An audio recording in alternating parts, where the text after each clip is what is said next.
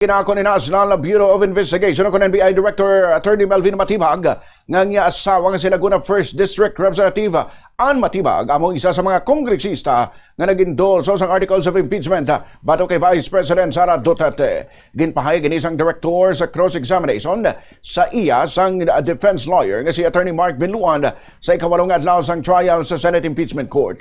Sunog kay Matibag, wala sang kang tanan ang trabaho sa iya asawa bilang miyembro sang Kamara sa iya katungdanan bilang direktor sa NBI.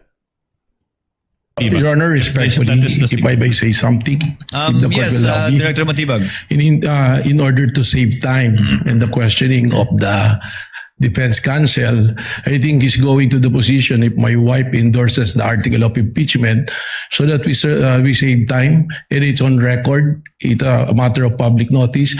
Yes, my wife is one of the endorsers of the impeachment. Duly noted. Counsel, move on.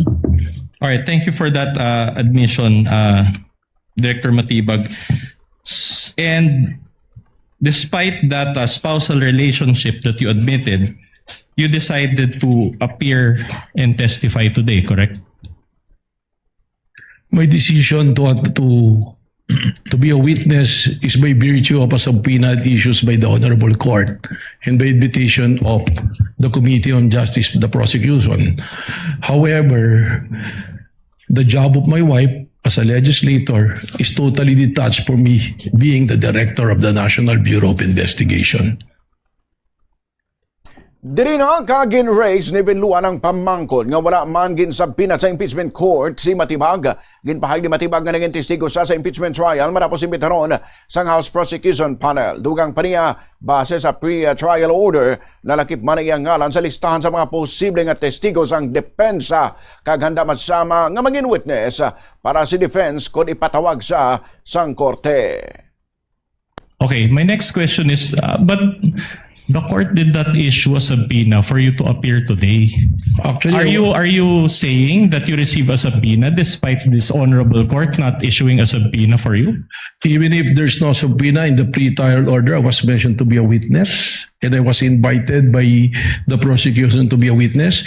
And from my understanding, in the pre-trial order, I was also listed by the defense. I will be gladly witness for the defense as well if I will be called upon. All right, but which is which? Are you appearing today by virtue of a subpoena or without a subpoena? I'm appearing today as a witness as called upon and announced by the Honorable Court and by the invitation also of the No, that's prosecution. not my question, Director Matibag. You're a lawyer, you know this. Are you appearing today by virtue of a subpoena or no subpoena?